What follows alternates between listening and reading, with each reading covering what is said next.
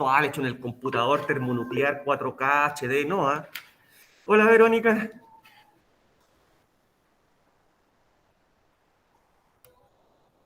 Ya, estamos grabando. Sí, dígame, Verónica. Sí. Es lo de la tarea, la tarea. ¿Ya listo la tarea? Sí. Dígame. Ah, mire, ¿se podría quedar un minutito antes que termine la clase y yo le explico con lujo de detalle? ¿Sí? ¿Podría? Ya, perfecto, me acuerdo, ¿ah? Porque yo tengo súper mala memoria de corto. Me acuerdo lo que pasó hace 2000 años, pero no lo que pasó hace un segundo atrás. Bueno, ya, vamos entonces. Aquí. ¿Cuándo se entrega? ¿Cuándo se entrega la tarea? Ya, todo eso lo vemos al final, pero ahí está súper claro la fecha de entrega. ¿Ok? Ya, yo se lo explico. Entonces, ¿qué vimos en la clase anterior? Muy rápido, siempre ese sobrevuelo que hacemos, lo vamos a hacer ahora tranquilamente. Miren, vimos la Guerra Fría, ¿cierto? Ya, la Guerra Fría, pero ¿qué parte?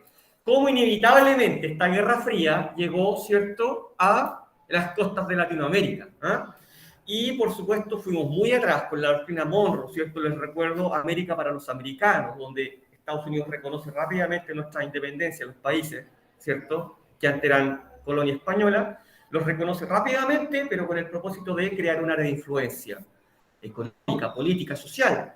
Y posteriormente va a pasar lo mismo con la Guerra Fría, con la doctrina Truman. Pero ahora, ¿cuál es la intención? Detener el avance del comunismo, del socialismo, ¿cierto? Y vimos el caso cubano, ¿cierto? El caso cubano de su independencia hasta el momento en que triunfa la Revolución Cubana, ¿cierto? Vía Fidel Castro y sus guerrilleros, Che Guevara, y realiza una serie de reformas, expropia tierra, expropia propiedades que son de Estados Unidos, y por eso se genera el embargo, ¿cierto? Hubo un intento de terminar con esta revolución a través del desembarco Maya Cochino, ¿cierto? Auspiciado por Estados Unidos, la CIA, el cual fracasó. Entonces se consolida entonces la revolución. Castro declara ser marxista-leninista y que lo será siempre. Y al mismo tiempo permite que la Unión Soviética instale misiles en territorio cubano. Esto le vamos a llamar la crisis de los misiles. Pensamos en una posible guerra nuclear, pero esto finalmente termina volviendo al status quo, porque Estados Unidos retira misiles que tenía en Turquía y entonces Unión Soviética también retira los misiles que tiene en Cuba. ¿Bien? Entonces, en Latinoamérica vemos como ejemplo el caso cubano y entonces es un ejemplo a seguir. Esa es la solución. Esa es la solución. ¿Ya? Pero nos preguntamos entonces, ¿reforma o revolución? La reforma democrática por los votos, lenta. La reforma rápida, ¿cierto? Pero a balazo, en la vía no democrática, la vía violenta. De esta forma surgen grupos guerrilleros, pues proliferan por toda Latinoamérica, intentando captar el campesinado para su causa, al igual como lo hizo Fidel Castro en Cuba en el 59, ¿cierto? ¿Cómo responde Estados Unidos? Alianza para el Progreso, una serie de préstamos en dinero, ¿cierto? Para que los países se desarrollen y no caigan en la órbita soviética, pero también va a intervenir políticamente. Un buen caso es Chile, ¿cierto? A partir del 73, muy amable, muchas gracias, debido a un proceso que vamos a ver más adelante. Bien, intervenciones militares, por supuesto aquí también incluimos, ¿ya? Y esto es en toda Latinoamérica. Se va a crear la Escuela de las Américas con el propósito de entrenar a oficiales de las Fuerzas Armadas para contener a este enemigo interno que se ve reflejado en la doctrina de seguridad nacional. ¿Ya? Para esto también se va a establecer la operación Cóndor. Países de Sudamérica se van a coordinar bajo supervisión de Estados Unidos para detener el avance de la órbita soviética en Latinoamérica por medio de la vigilancia, la intercambio de información la represión y finalmente captura, tortura y eliminación de elementos subversivos. ¿Ya? Perfecto. Aquí quedamos, entonces vamos a ver qué pasa ahora. ¿Ya? Porque esto ya se acaba. ¿Ya? Se acaba, se acaba, se acaba, se acaba.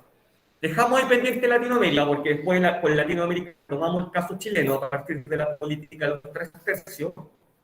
¿Ya? Y ahora tenemos que devolver a Europa, ya con el fin de la Guerra Fría, ¿cierto? Todo se tiene que acabar en algún momento. Hoy día ya no vivimos en la Guerra Fría, a pesar de que algunos políticos siguen en la Guerra Fría, lamentablemente. ¿Ya? Y nuestra clase es el fin de la Guerra Fría en el mundo, y tenemos que explicar y caracterizar los procesos económicos, sociales, políticos, que ponen fin entonces a la Guerra Fría, este mundo bipolar. ¿Bien? Ya. Vamos entonces. Bueno, está la Unión Soviética, ¿eh? Interesante, ¿eh? La descomposición de la Unión Soviética. ¿Qué podemos decir? Miren qué gigante este territorio. ¿Ya? Eso va a ser una de las causales que vamos a tocar en algún momento. Es un territorio gigante, prácticamente un imperio, ¿cierto? Rusia, ¿cierto? Es la nación más grande, ¿ya? Pero está acompañada de otras naciones. Ucrania, están, por supuesto, bajo la órbita soviética. Todo eso conforma la Unión Soviética, ¿ya? Pero vamos a ver que esto se va poco a poco a desmorar y hay algunas causas, las cuales vamos a analizar, ¿bien? Ya.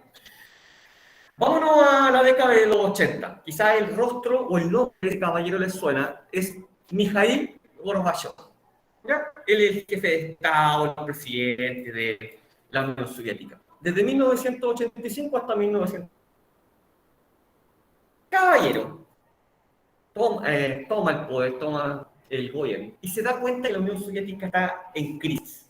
Algo está pasando, ¿ya? Y que esta crisis es muy grave. En realidad es gravísima. Primero, la Unión Soviética, como ya mostré en la lámina anterior, tiene que sostener este inmenso territorio y estas otras naciones. No solamente esta, sino que otros países totalmente independientes, como Hungría, Polonia, Checoslovaquia, Yugoslavia y otros, que están bajo su órbita, e incluso Cuba, ¿ya? Pero que la situación económica de la Unión Soviética, con su economía tan centralizada, ¿cierto? Sin ninguna posibilidad de libre mercado, ¿ah? Sin ninguna posibilidad de emprender, ¿ya? Esta nación decide qué producir, cómo producir, para quién producir, cuándo producir, ¿ya? No tiene ningún tipo de apertura. Por lo tanto, ante esta situación de crisis económica, no puede seguir sosteniendo este territorio tan grande, ¿ya? Ese es un problema grave que tiene. Ya no puede seguir mandando una cantidad de suficiente para sostener a las otras naciones, ¿ya? Y por otro lado, esta convivencia mundial bajo la amenaza nuclear la obliga a sostener un ejército inmenso, ¿ya? Un ejército inmenso, un gasto militar inmenso, el cual ya no puede seguir auspiciando. Bien, por otro lado, se da cuenta que en el mundo está triunfando el capitalismo, ¿ya? Y que es inevitable. La apertura económica, la capacidad de emprendimiento, la libertad económica. Por lo tanto, este modelo de economía centralizada, insisto, donde no hay una libertad económica, ya no puede seguir siendo sostenible. No puede seguir siendo. Entonces, don Mikhail Gorbachev dice, vamos a reorganizar y modernizar este sistema socialista. Bien, súper, ya. Para esto, él va a implementar dos reformas muy conocidas. La primera es la perestroika. Así, tal cual, ¿eh? Perestroika. ¿Qué significa? Reforma. Reforma, reforma. Y con esta perestroika dice, vamos a reformar nuestro sistema económico. Lo vamos a transformar poco a poco. Y esa transformación va a ir ¿en qué eje? En el eje de la apertura económica. Nos vamos a abrir, tal cual como lo propone el capitalismo, tal cual. Vamos a generar una apertura económica, ¿ya? Vamos a dar lugar a la iniciativa van a poder emprender, van a poder crear empresas. Los medios de producción ya no van a estar todos en manos del Estado. Verónica se quiere comprar un taxi, puede. Lucas se quiere comprar un terreno, él, y cosechar papa y venderla, va a poder. Ya esto para los rusos es algo nuevo, no lo conocían. Pensemos que la Revolución Rusa fue en 1917. Por lo tanto, ¿quién conocía este nuevo sistema? Prácticamente nadie. ¿Ya? Se pone fin al control de precios y salario. Es un poco difícil de imaginar, pero estas historias de la leche, de los panqueques que yo le he contado eternamente, ¿ya? Que le he contado tantas veces, allá eran realidad. Los precios eran controlados por el Estado. Por lo tanto, nadie podía vender a un precio no indicado por el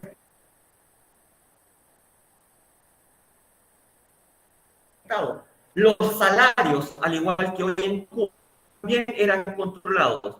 Y por lo tanto, si Lucas era abogado, su salario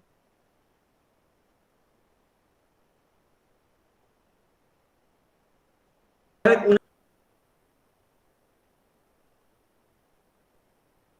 clase. Y ahora ya podemos poner esta clase espectacular que estamos haciendo del fin de Guerra Fría.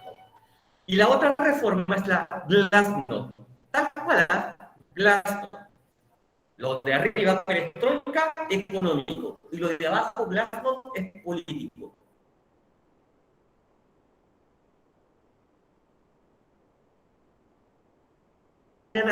Una gran nación completamente cerrada. No hay ningún tipo de apertura. Piensen en las películas de espía, donde se produce toda esta guerra.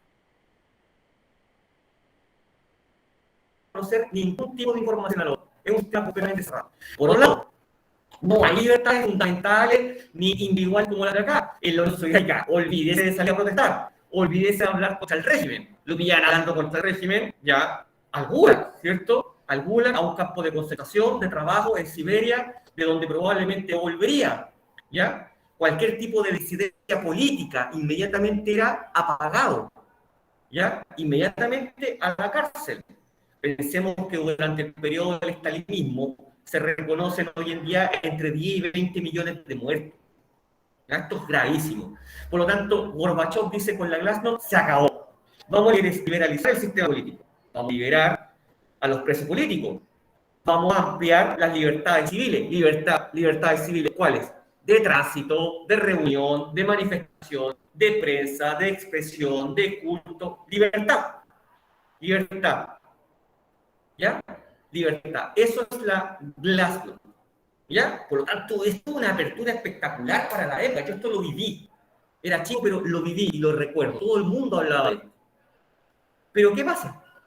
Hay un sector del Partido Comunista, ellos son comunistas, hay un sector del Partido Comunista, del propio partido del caballero Gorbachev, que dice, a ver, espérate, ¿qué estás haciendo?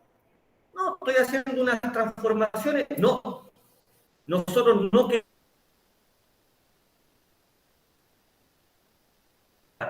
Por lo tanto, ese sector ultraconservador del Partido Comunista da un golpe de Estado. ¿Ya? Da un golpe de Estado.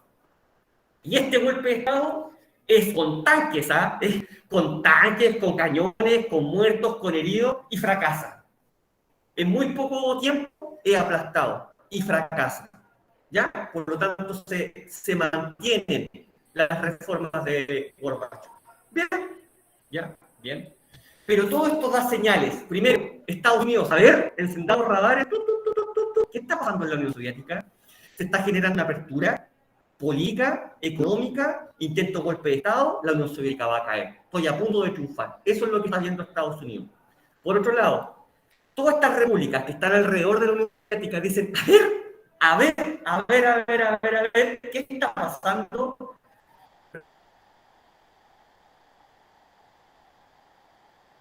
Reformas políticas, reformas cuenta que la Unión Soviética va a caer. Se dan cuenta, ¿ya? Y ante ese golpe de Estado, temen que triunfe el sector más conservador de los comunistas, ¿ya? Y otra vez volvamos a lo mismo y se acaben las reformas. Por lo tanto, antes que eso ocurra, rápidamente comienzan a declarar su independencia. No vaya a ser cosa que las reformas sean revertidas. ¿Ya está? Esta situación se vuelve tan grave para la Unión Soviética, se comienza a desmoronar tan rápido, que este caballero, Gorbachov, dice, se acabó.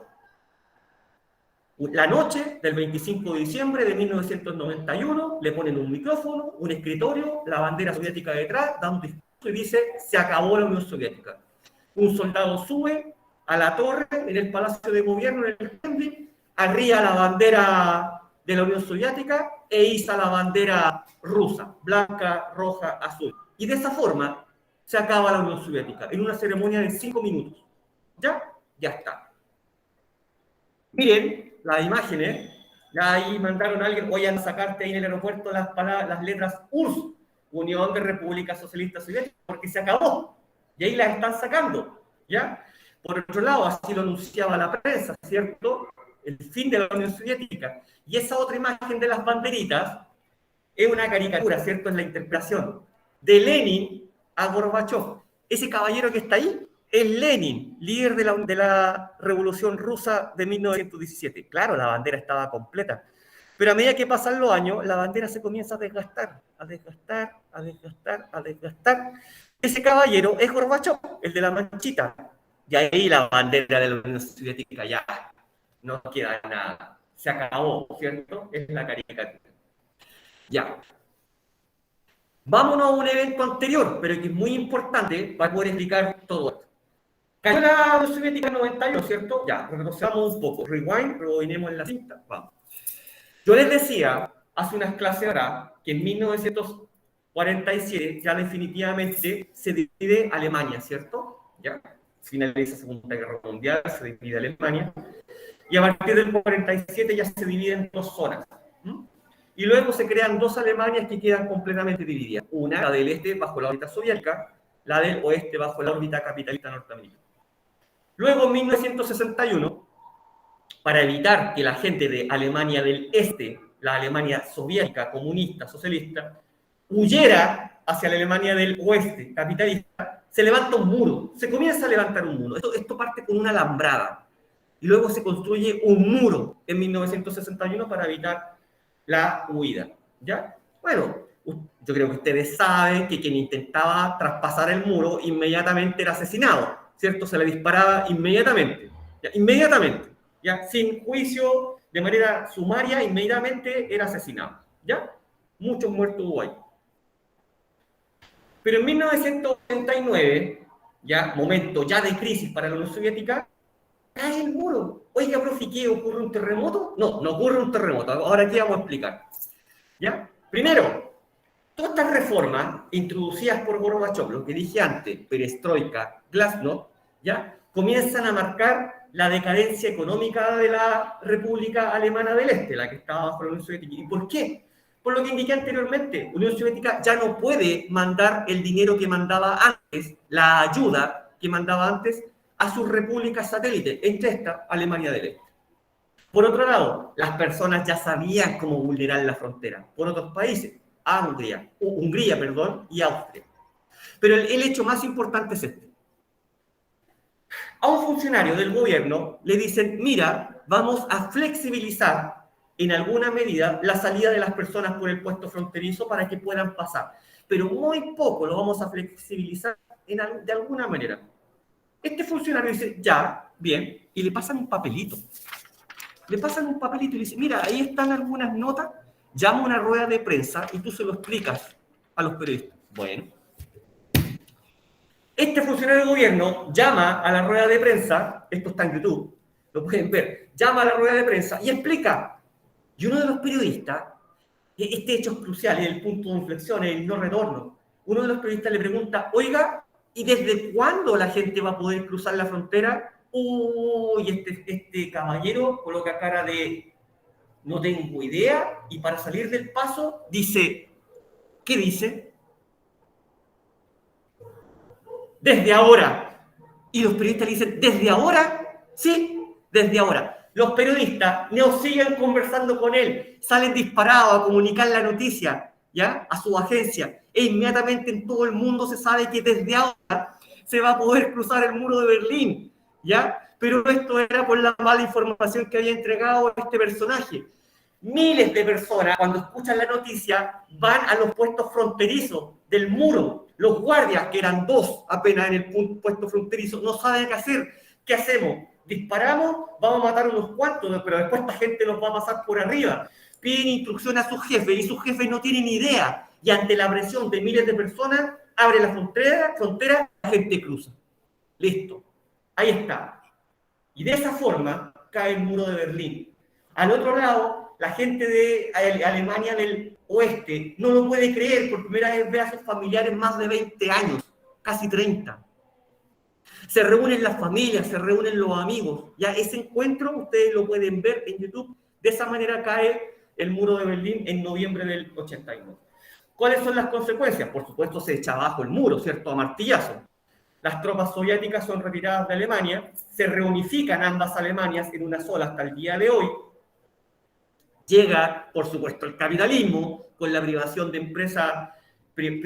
empresas estatales, ¿cierto? Ahora hay libertad económica y esto marca, por supuesto, profundamente el declive de la Unión Soviética y el fin del mundo bipolar. ¿Por qué?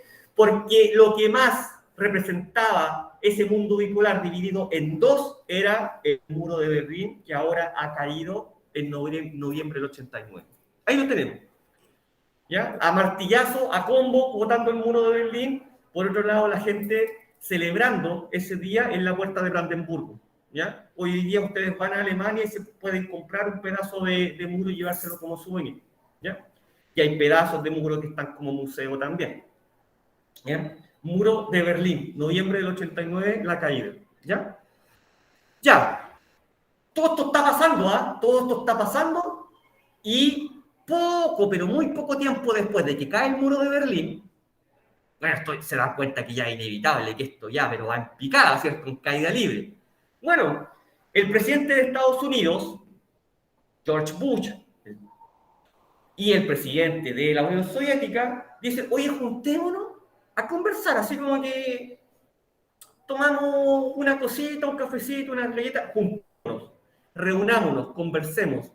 Y se reúnen en la conferencia de Malta, una isla en el Mediterráneo. ¿Ya? Si bien esta conferencia de Malta no generó acuerdos escritos, se discutieron múltiples temas.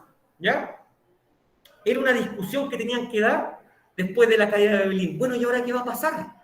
Cayó el muro de Berlín. Estamos seguros que se va a acabar la Unión Soviética. A la Unión Soviética le quedaban 2 años, ya ha caído el muro de Berlín. Se está acabando el mundo bipolar. ¿Y a qué se comprometen? No hay acuerdo escrito, pero se comprometen. Ya. Vamos a dejar de discutir tanto. ¿Ya? Vamos a generar acercamiento. Vamos a disminuir nuestro material bélico. ¿Ya? También. Vamos a distender las relaciones, ya no nos vamos a ver como enemigos, vamos a comenzar poco a poco a cooperar, ¿ya? Vamos a comenzar poco a poco a cooperar. Y lo más importante, Estados Unidos le dice, tú, Gorbachev, estás haciendo todas estas transformaciones, nosotros te vamos a apoyar, ¿ya? Te vamos a apoyar. Y ahí, por supuesto no lo voy a leer, hay algunas citas, ¿ya? Hay algunas citas. Por arriba, Gorbachev, ¿cierto? Y por abajo George Bush, en que ambos reconocen que tiene que haber un acercamiento. Anécdotas de la historia, miren los nombres. ¿Se acuerdan con qué reunión comenzó la Guerra Fría? Podríamos decir que se reunieron los 4 grandes, los 3 grandes, ¿se acuerdan? Cuando terminó la Segunda Guerra Mundial, se reunieron Churchill por Inglaterra, Stalin por la Unión Soviética, Roosevelt por Estados Unidos, y se reunieron en un lugar que se llamaba Yalta. Yalta. ¿Se acuerdan? Yalta. Y ahí comienza la Guerra Fría prácticamente. ¿Miren dónde termina? Malta. Por lo tanto, nunca se les va a olvidar que la Guerra Fría va de Yalta a Malta. De Yalta a Malta. Comienza en Yalta y prácticamente termina en Malta. ¿Bien? Miren estas fotos. Hay memes en que ahí le colocan un teléfono celular. En ese tiempo no teníamos. Ahí le colocan un teléfono celular a George Bush como si se estuvieran tomando una selfie. Yo veo esas fotos y digo que esos son amigos, amigos. O sea, nunca quisieron tirar, no, pero si yo nunca te quise tirar una bomba atómica. No, pero ¿quién te contó eso? Si no, siempre hemos sido amigos y están comiéndose una cosita, se están tomando una cosita, se dan la mano, mira, y riéndose distendido. O sea, ahí uno se da cuenta que la Guerra Fría está tocando a su fin, que ya está bueno. Porque esos dos presidentes ahora parecen amigos de toda la vida, ¿cierto? Ya. Pero esto también trae consecuencias, ¿cierto? Cae el muro de Berlín, se acaba la Guerra Fría y esto trae consecuencias, ¿cierto? ¿Quién triunfa? Porque en una guerra hay un país derrotado y un país victorioso. Bueno, Estados Unidos y su capitalismo se arrogan el triunfo. Yo gané, mira, que por supuesto, cae el muro de Berlín, se acabó la Unión Soviética, el socialismo perdió, se acabó, triunfa el capitalismo. Y todas estas naciones que se hacen independientes, ¿cierto? Que antes dependían de la Unión Soviética, ¿qué sistema económico creen ustedes que eligen? ¿Siguen siendo socialistas o se cambian al capitalismo? Pero por supuesto, pues, queremos ser capitalistas, queremos la libertad de emprender, de los medios de producción, que cada uno pueda tener su propio emprendimiento. Porque aquellos que tienen emprendimientos no podrían tenerlos en la Unión Soviética, porque todo está en manos del Estado, ¿ya? Y si usted tiene un emprendimiento de lo que sea, por ejemplo, voy a instalar mi propio centro de belleza, donde voy a contratar gente para que atienda en peluquería, otros van a hacer las uñas y otros van a hacer no sé qué otra cosa, ¿ya? Ahí no podríamos. Por ejemplo, ahí no podríamos, porque en la Unión Soviética la economía era centralizada y todo estaba en manos del Estado. ¿Bien? Y el capitalismo no encuentra oposición.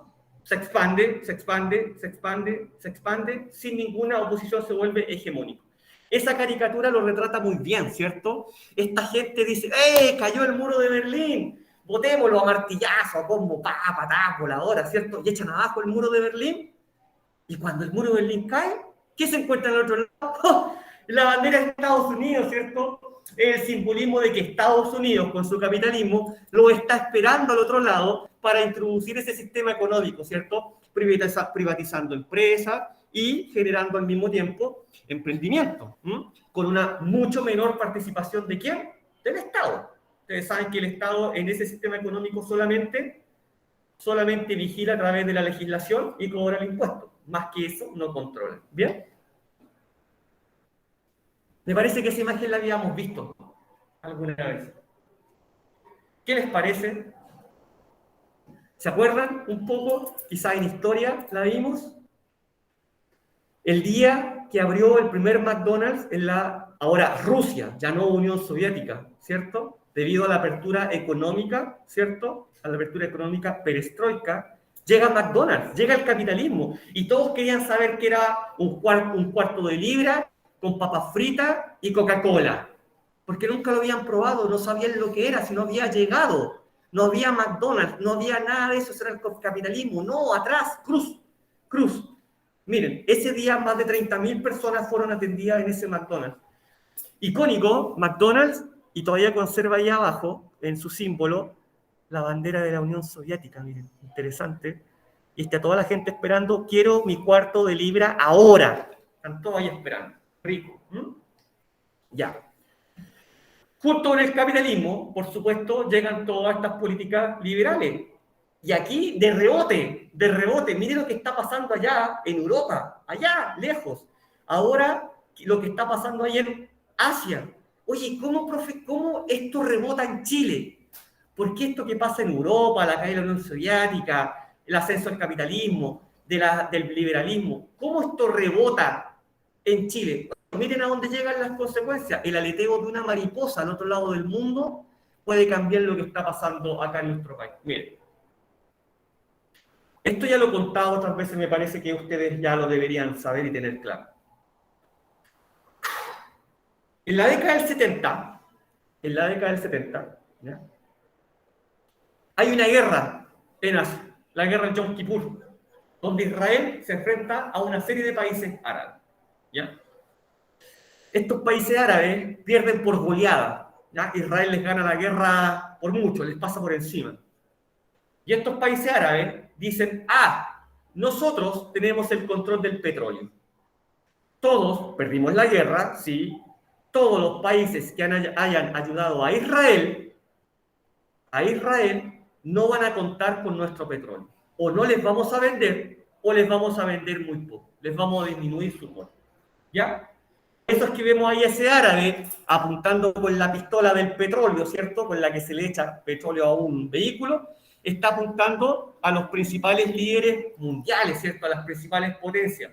Tú vas a disparar con la pistola del petróleo, pero no te voy a convidar. Ya se acabó, por eso está goteando ahí la pistola del petróleo. ¿Bien?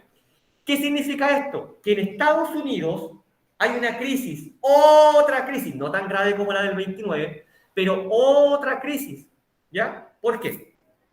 Porque estos países árabes ya no exportan petróleo a Estados Unidos. Ya no le exportan, ya no le venden. Por lo tanto, un país tan grande y que depende tanto de la exportación de petróleo, se ve perjudicado. Sorry, no gas. ¿Ya? Y hay fotografías que ustedes pueden ver de gente haciendo fila con sus vehículos para obtener combustible. Gente con bidones haciendo fila para obtener combustible.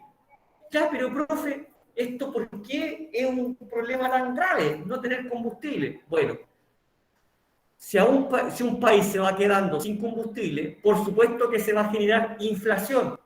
¿Por qué un país que se le acaba el combustible, principalmente el petróleo, o sube el precio del petróleo, que hay una gran demanda de petróleo, ¿por qué sube la inflación? ¿Alguien me puede decir ahí en el chat?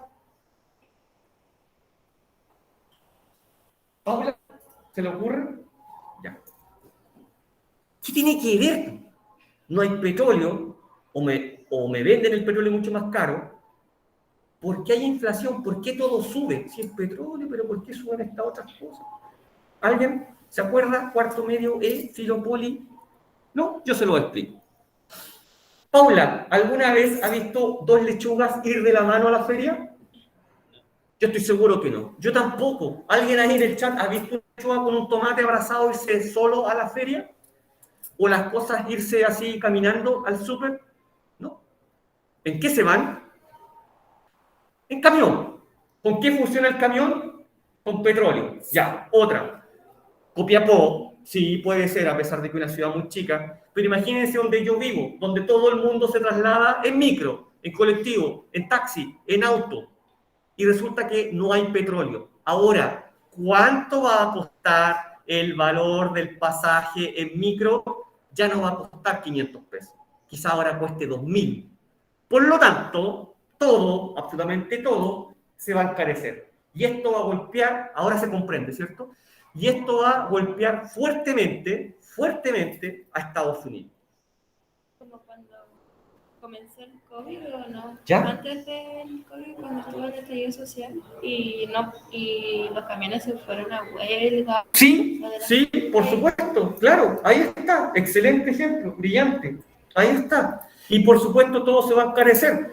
Imagínense que ese momento, si fuera más grave, los camiones se van a paro y se cruzan ahí en la carretera y no llegan los abastecimientos Copiapó y no llegan cosas tan sencillas como arroz, fideo, puré, azúcar, té, café, lo básico que hay en todas las casas.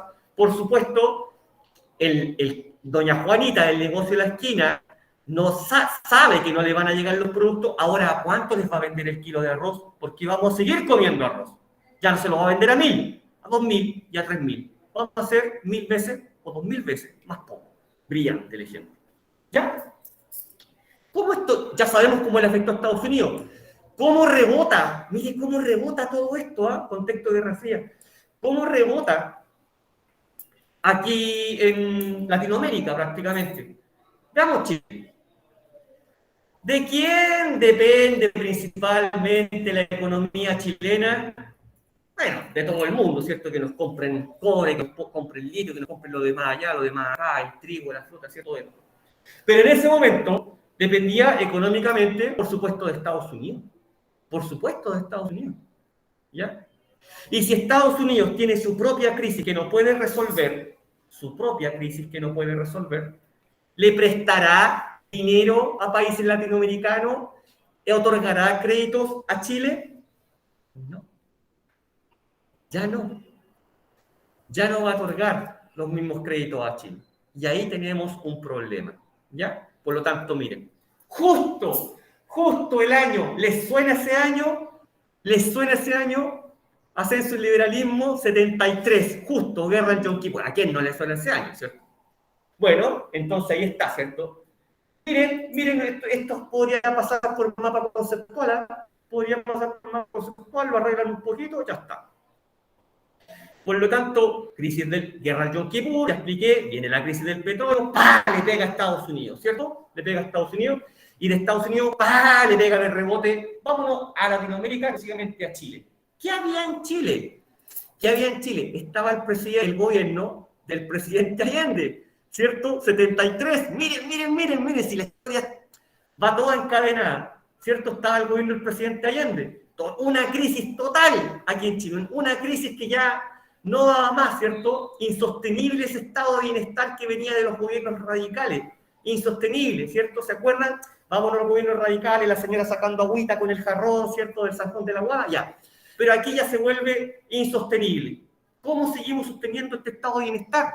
¿Ya? Si el gobierno del presidente Salvador Allende está en una crisis total, Estados Unidos está en crisis,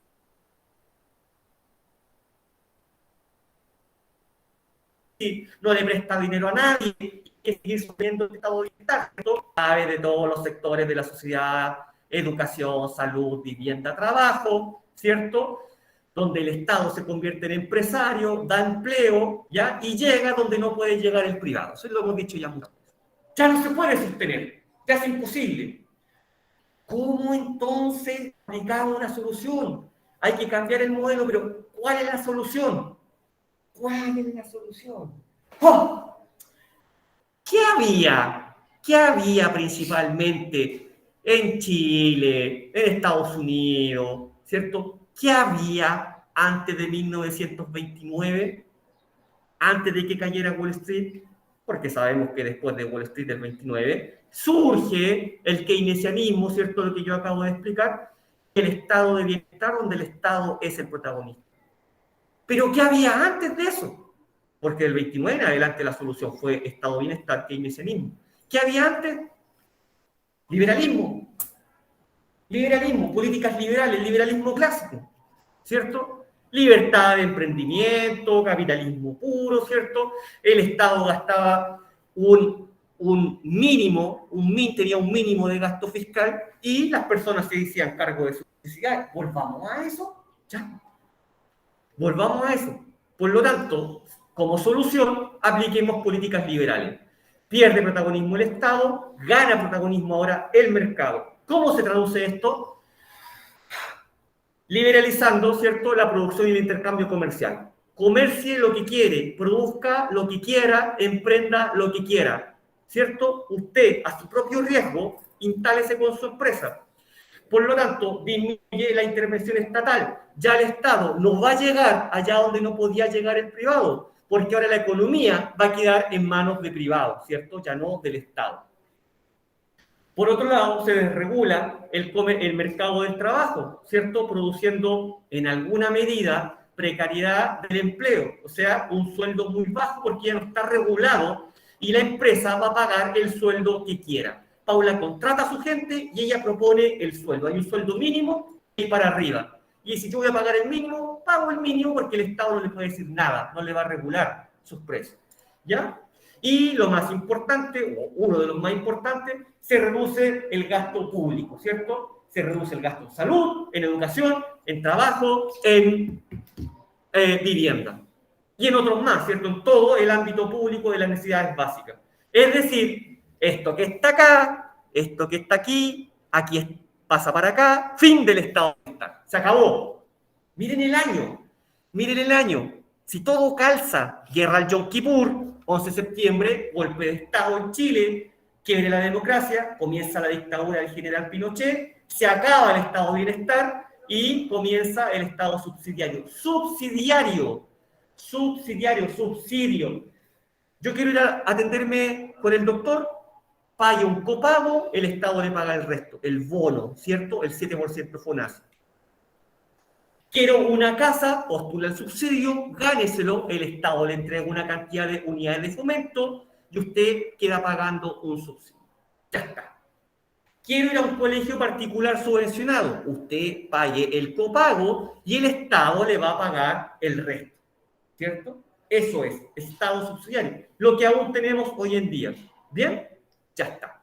Ahí tenemos la caricatura, ¿cierto? Que asciende el liberalismo, con el asiento del liberalismo, y algo que yo le he comentado muchas veces. Dice ahí, sus sospechas eran ciertas, no hay botes para todos, y el estado de bienestar, 73, comienza a irse a pique, con toda la sociedad arriba. Porque si bien somos muy críticos del estado de bienestar que tenemos actualmente, perdón, el estado subsidiario que tenemos actualmente, también hay que ser muy crítico de ese estado de bienestar que teníamos, ¿ya?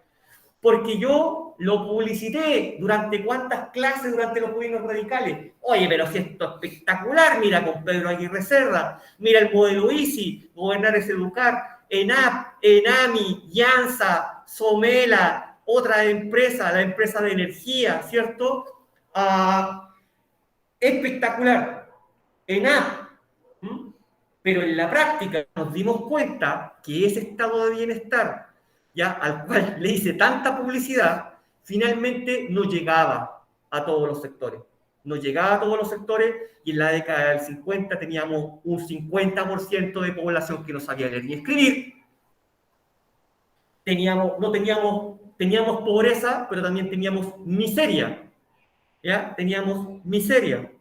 ¿Ya? Ya yo les mostré, ¿cierto?, las poblaciones callampa, la proliferación de las poblaciones de callampa y cómo se ven obligados a trasladarse, ¿cierto?, de noche prácticamente escondida a otro lugar para poder obtener un lugar donde vivir, ¿ya?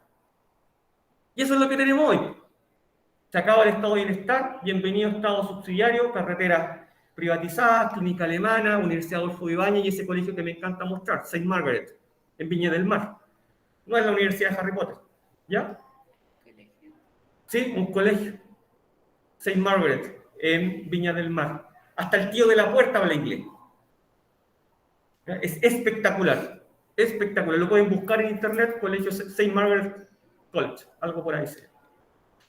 Bueno, ¿y qué se nos viene? Entonces, una consecuencia que hasta el día de hoy, que me parece importantísima, la globalización, ¿cierto? Este proceso en el cual todos nos encontramos inmersos y nadie se puede abstraer, ¿ya? En el que todos los continentes que se ven ahí representados en teclas de colores se encuentran integrados a nivel mundial, ¿ya? En todos los ámbitos, político, económico, cultural, social. Apretamos una tecla, nos vamos a Asia, apretamos la tecla de Asia en nuestro computador e inmediatamente se abre un video de YouTube. A ver, voy a inventar Sour Candy Blackpink, ¿cierto?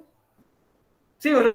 ¿Ya? Y inmediatamente cultura coreana. Oye, mira cómo se maquillan, mira las uñas, mira la ropa, mira el idioma, mira hablan inglés y hablan coreano y se comporta de esta manera. Es totalmente integrado. Totalmente integrado. Paula dice, voy a vender llaveros de unicornio. Ali, ¿cuál otro? Wish, Sublime, Amazon, ¿cierto? Un par de clics, ¡pum! Unos días después, un tiempo después, ring, ring, en tu casa, aquí están de unicornio. ¿De dónde llegaron? De China, de Corea, Malasia, Birmania, Tailandia, Vietnam. Y ella los vende aquí a buen precio y se hace millonaria gracias a los unicornios. Por lo tanto, por supuesto, ahí está en rojo, expande el capitalismo, ¿cierto? El libre mercado, las diferentes formas de emprendimiento. Y el mercado, ya por supuesto, es totalmente internacional, ¿cierto? Totalmente internacional, todo está muy integrado, nadie está abstraído de nada, en un segundo sabemos lo que pasa al otro lado del mundo. ¿Ya? ¿Y cómo se manifiesta la globalización? No voy a tocar todos los temas, ya ustedes podrán elegir algo muy similar a esto, ahí desde ya hay un mapa conceptual, sí, ya está, solo hay que mejorarlo, hay que hacerlo más explicativo quizás. ¿Ya? Hay manifestaciones políticas, voy a tocar algunos temas, ¿cierto? Hay mercados regionales, los cuales nosotros también nos encontramos integrados, Mercosur, ¿cierto? Donde cambiamos productos con otras naciones, ¿cierto? Pero al mismo tiempo, al firmar, perdemos algo de soberanía, cedemos algo de soberanía, ya no tomamos los países nuestras decisiones solos. Dependemos, ¿cierto?, de liderazgos mundiales. ¿Como quién? ¿Quién es el líder económico mundial? El gran gigante asiático, ¿cierto? Les voy a soplar. China. China, ¿cierto? Surgen nuevos liderazgos, ya no es solamente la Unión Soviética y Estados Unidos. Económica, ¿cierto? Triunfa el capitalismo, proliferan las empresas transnacionales y aquí en Chile las tenemos. Mi teléfono es Movistar y es español. Española la empresa, ¿cierto? Así como otras tantas a las cuales ustedes tienen acceso.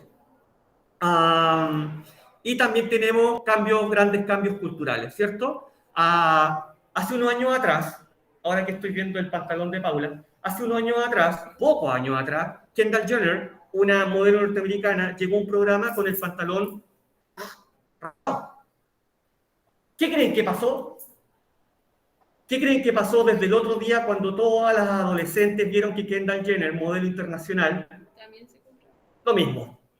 Y el que no se lo compraba rajado, lo rajaba en su casa, ante el horror de sus padres que le habían comprado un pantalón bonito y ¡pum! Cartonero, rajado.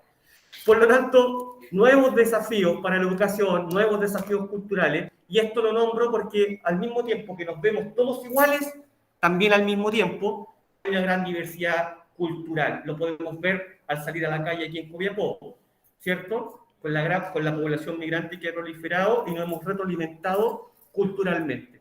Nuevas tecnologías de la comunicación y de la información, por supuesto. Miren, la Unión Soviética cayó en el 91 y yo en el 96 tuve mi primer computador con internet. En el 97 tuve mi primer teléfono donde para llamar tenía que levantarlo con las dos manos de tan grande y pesado que era.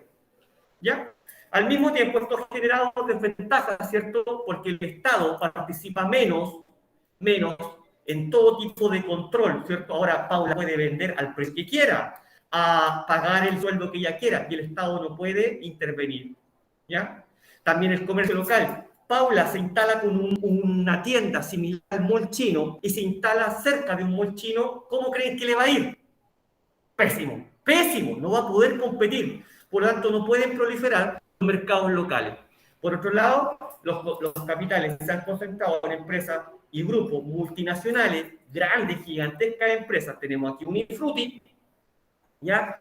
Y por otro lado, en cuanto a lo cultural, se ha uniformado el consumo. Todos queremos tener ese tablet, ese iPhone, esa tele de 80.539 pulgadas, Full HD, 4K, termonuclear, ¿ya? Y eso es lo que hoy día, lamentablemente, nos da estatus.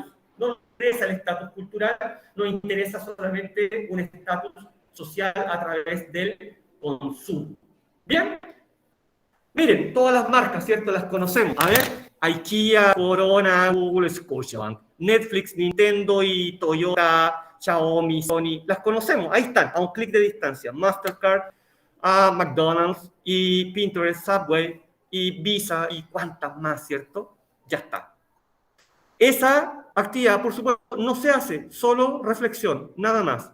Y para finalizar, en nuestra síntesis, y tenemos una lámina que nos conduce a los 3/3 de la política en Chile. Esa clase ya la hicimos, la vamos a repasar y lo más probable es que nos vengamos definitivamente a Chile a explicar qué pasó en la década del 70. ¿Bien? ¿Alguna pregunta? ¿En sus casas alguna pregunta?